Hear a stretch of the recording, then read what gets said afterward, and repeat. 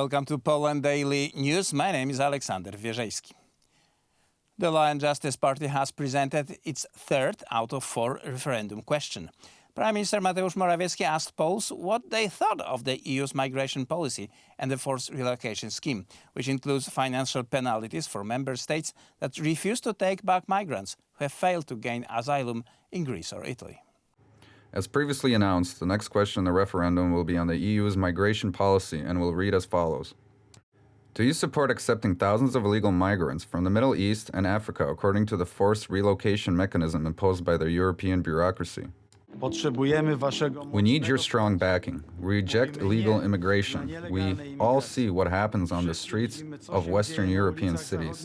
Rapes, murders, arson attacks, the demolition of streets, the horror of neighborhoods. The issue of relocation returned to the EU agenda in June this year, when the so-called migration package was adopted at the meeting of European interior ministers. It places an obligation on member states to accept irregular migrants. Failing to take in at least one person means having to pay a fine of around 20,000 euros. The Polish and Hungarian governments were opposed. The problem is not solved by a mandatory resettlement mechanism. It just encourages illegal immigration. Without an agreement with North African countries, backed by money, the problem cannot be solved. Politicians from the Civic Platform discourage people from participating in the referendum. The questions are, not to put it too strongly, there is no other answer to them, and there is no point in asking them.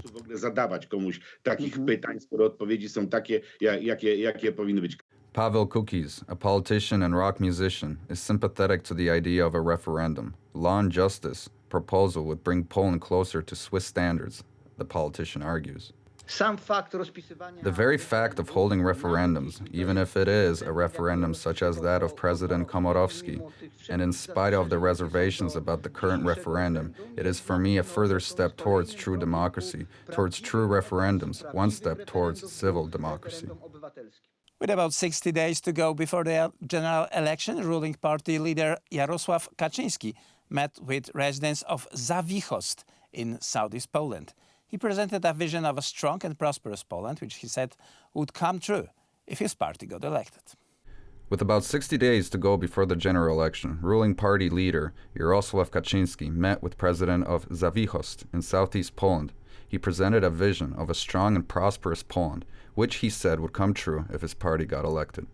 For a strong military, one needs a strong economy, but one needs a strong state budget. That's why in these 8 years, we've been able to spend so much on social policy, increasing spending on healthcare and now hugely increasing spending on armaments to 137 billion zloty, up from 37 billion. The PiS government has prevented the plundering of Polish public finances on a huge scale. Thanks to this, we have been able to gain hundreds of billions of zloty over the past few years. That is partially because we have grown economically, but more importantly because we have stopped people from stealing, stressed the law and justice leader. Any reasonable person could figure it out, that this is where it came from. Long story short, the people that are capable of arming themselves and politically running national consolidation, as well as running the Polish economy well. And for the first time in a long time, Poland has money in its national budget. That's us, law and justice. The Museum of the Polish Military, or Muzeum Wojska Polskiego, was established in April 1920 by order of Józef Piłsudski. However, it took 103 years for it to find a permanent home in the Warsaw Citadel. At the end of the 18th century, the Royal Guards of Stanisław August Poniatowski were based here. Today, the museum welcomed its first visitors. The inauguration of the museum was accompanied by performances of historical reconstruction groups. The spectators could see the uniforms of former Polish armed formations, a martial arts show with a Polish saber, and a parade of reenactors of units from different eras. Budujemy silne Wojsko Polskie. Wzmacniamy liczebnie Wojsko Polskie.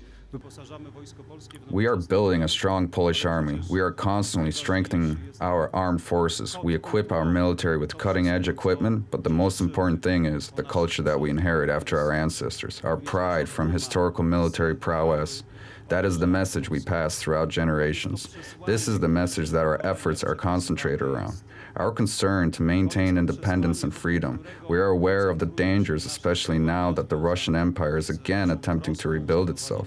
We can see the evidence in the archives of the museum. It doesn't matter if the Russian Empire was white or red or now under Putin's rule. It always had evil intentions. Możemy to zobaczyć w zbiorach muzeum. Tu w tej chwili powstaje jedno z największych w Europie, być może na świecie.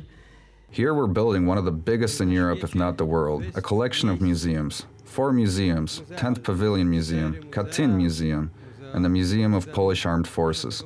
A place that will educate and remind, a place that will be friendly and open. Occupiers have developed the citadel in order to invoke fear, to enslave Warsaw and all of Poland.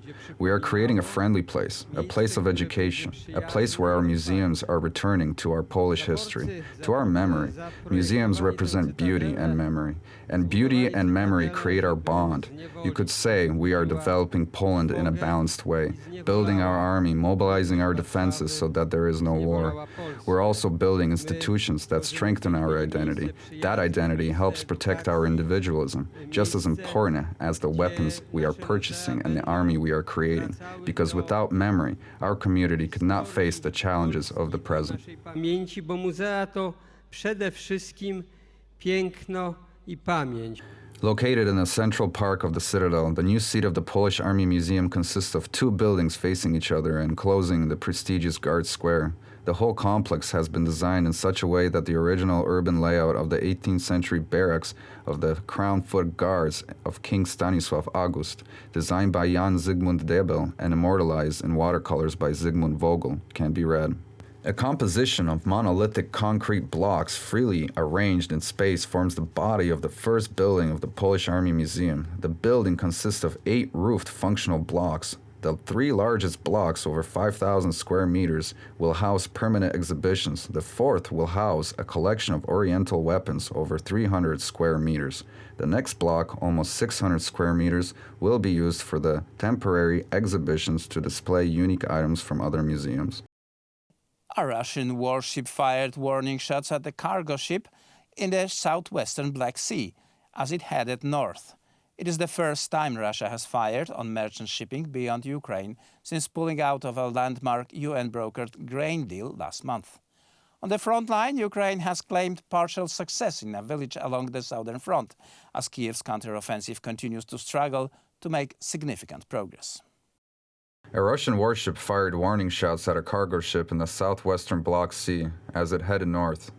It is the first time Russia has fired on a merchant shipping beyond Ukraine since pulling out of the landmarked UN-brokered grain deal last month. On the front line, Ukraine has claimed partial success in a village along the southern front, as Kiev's counteroffensive continues to struggle to make significant progress. Russia pulled out of the Black Sea grain deal in July, which allowed Ukraine to export agricultural products via the Black Sea, and Moscow warned that it considered all ships heading for Ukrainian waters to be potentially carrying weapons. Russia said in a statement that its Vasily Byakov patrol ship had fired automatic weapons at the Palau-flagged Sukru Oken after the ship's captain failed to comply with a request to stop for inspection. Russia said the ship was heading for the Ukrainian port of Izmail. Definitive shipping data showed the ship was currently off the coast of Bulgaria, heading for the Romanian port of Sulin. On the front line, Ukraine's effort to push down to the Sea of Azov continue. With fierce fighting along the front lines, the area is a key target for Ukraine, as pushing deep into the territory would mean breaking Russia's land bridge between annexed Crimea and eastern Donetsk.